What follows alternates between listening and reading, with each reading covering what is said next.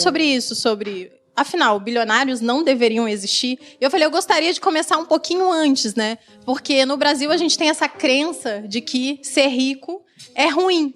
Estar rico é porque esse momento, né, esse status significa que você ou é uma pessoa ruim, ou você passou a perna em alguém, você fez alguma coisa de ruim para chegar ali e para ganhar dinheiro. Então, acho que a gente podia começar falando um pouquinho sobre isso. Bom, eu vou deixar a palavra primeiro com a Renata. Vai, Rê. Porque aqui são os convidados que mais falam, viu, Renata? Ah, é? Mas, então a gente faz um bate-bola bacana. Eu tava vendo a nossa live já faz até que um tempinho, né? A gente passa rápido o tempo.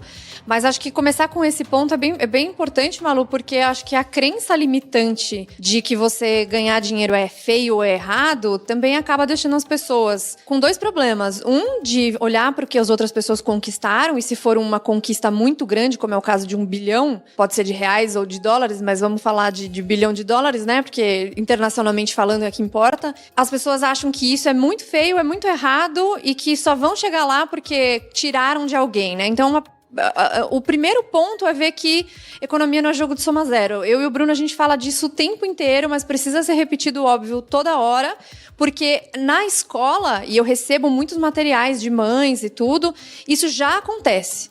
Mesma. Eu já vi livro didático, e isso tá na internet, inclusive, você via lá, capitalismo, eram os funcionários tristes trabalhando, e do lado, socialismo, né? O povo é dono de tudo. Todo mundo lendo revista enquanto as máquinas trabalhavam. Dando uma impressão de que, olha só, né, o socialismo vai ser a solução para a vida das pessoas. E isso a gente tá falando de agora, pô. Não é uma revista lá de quando começou a Revolução Socialista em 17, não. É um negócio muito atual. E a gente vê até como entre os jovens, né, tem esse apelo do progressismo, né? Tá muito em moda. Tá muito em voga hoje em dia, A própria igreja, né, muitas vezes pregou isso. Também. Se a gente for pegar a origem histórica, a gente vai ver várias coisas que corroboram com essa visão. Você pega aqui no Brasil, a gente tem uma visão de que ser rico é errado, porque, por exemplo, a gente é um país muito cristão. E durante boa parte da história, a igreja era contra a prática de usura. Tanto que você tinha até os judeus, né, dominando essa atividade, porque os judeus podiam emprestar dinheiro para outras pessoas que não eram judias. Entre os judeus também não podia. Já o cristão não, aquilo era pecado. Tem até um livro que eu gosto muito de Shakespeare, né, na verdade é uma peça, que é O Mercador de Veneza. E dando um spoiler aqui para quem não conhece, né, se quiser, pula essa parte do podcast. Mas é muito interessante ver o final do Mercador de Veneza, porque tem um personagem que é o Shylock, que era um camarada que emprestava dinheiro a juros, e ele foi fazer um empréstimo para um mercador cristão, chamado Antônio, que era um cara que humilhou ele em outros episódios, e ele falou, cara, eu vou te emprestar, mas eu vou cobrar juros não, já que não pode cobrar juros, é feio, né? Vou te emprestar sem juros, mas se você não me pagar, eu vou querer 1 libra de carne do seu corpo. 1 libra são mais ou menos 450 gramas de carne, né? Ou seja, é matar o cara. E eu quero dar carne próxima ao coração, pra não ter dúvida. E Antônio não conseguiu pagar Shylock. Não vou falar como para que vocês vejam a peça, leiam o livro, vejam o filme, interpretado pelo Al Pacino, o personagem do Shylock, é muito bom.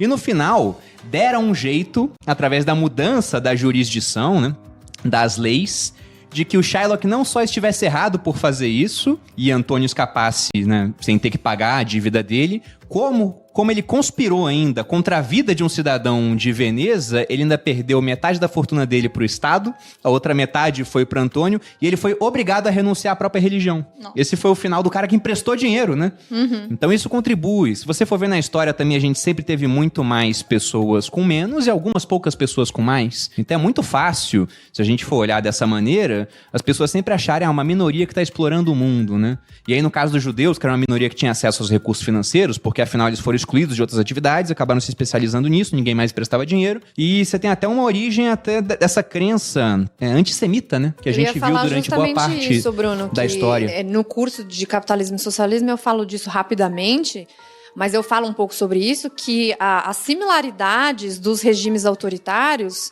residem em várias coisas, mas uma delas é essa culpabilização dos mais ricos, né? Então, quando aconteceu, o nazismo foi invadindo a Alemanha, não foi do dia para a noite, fizeram uma culpabilização dos judeus pelo fracasso da Primeira Guerra Mundial, e que eles eram donos das lojas e das mercearias. Dos bancos. Dos bancos e tudo, e E isso acabou ajudando a criar esse ressentimento contra eles. Então, obviamente que tem outros fatores, mas ele sempre está presente, esse ressentimento contra o sucesso. Então, assim, por mais que a gente possa entender que num país como o Brasil, que é um país pobre, o grande problema é quem são os inimigos. São as pessoas que enriqueceram apesar do Estado, de todas as burocracias e regulações e dificuldades e legislação trabalhista complexa e impostos, ou é o Estado que fica com a maior parte. Até essa semana vou fazer uma sequência sobre a CLT, que a gente também já falou várias vezes a respeito. Mas agora eu sou CLT, né? Então mudei um pouco de... Agora eu não vou ter que te excluir, vou ter que pôr um X na sua cara na live que a gente fez sobre isso. Todo poder aos proletários. E eu vou fazer sobre isso justamente porque é um dos motivos que atrasam o Brasil e que fazem com que a produtividade do brasileiro seja menor. Então, se desvia o foco do real problema, que é o Estado extremamente inchado e que não permite justamente as pessoas ascenderem.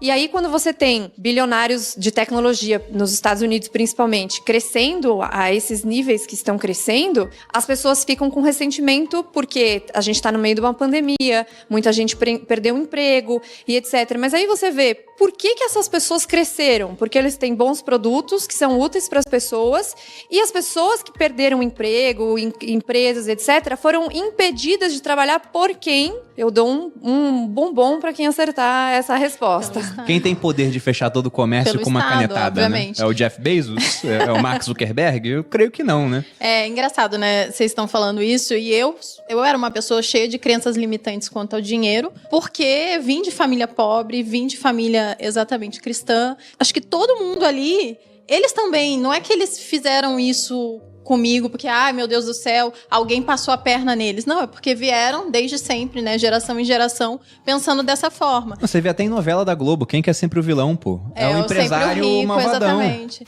E aí, eu demorei muito tempo para entender que, na verdade, quem estava criando, né, os empregos e gerando riqueza eram pessoas boas, né? Antes de finalizarmos o vídeo, tenho um presente para você. Vou disponibilizar para você um vídeo com uma estratégia exclusiva para você ganhar de 100 a R$1.000 por dia da sua casa. E o melhor, começando do absoluto zero. Você vai aprender o passo a passo que você pode copiar, colar e mudar sua realidade e da sua família. Imagine como seria ganhando isso todos os dias. Veja o vídeo agora no primeiro link da descrição.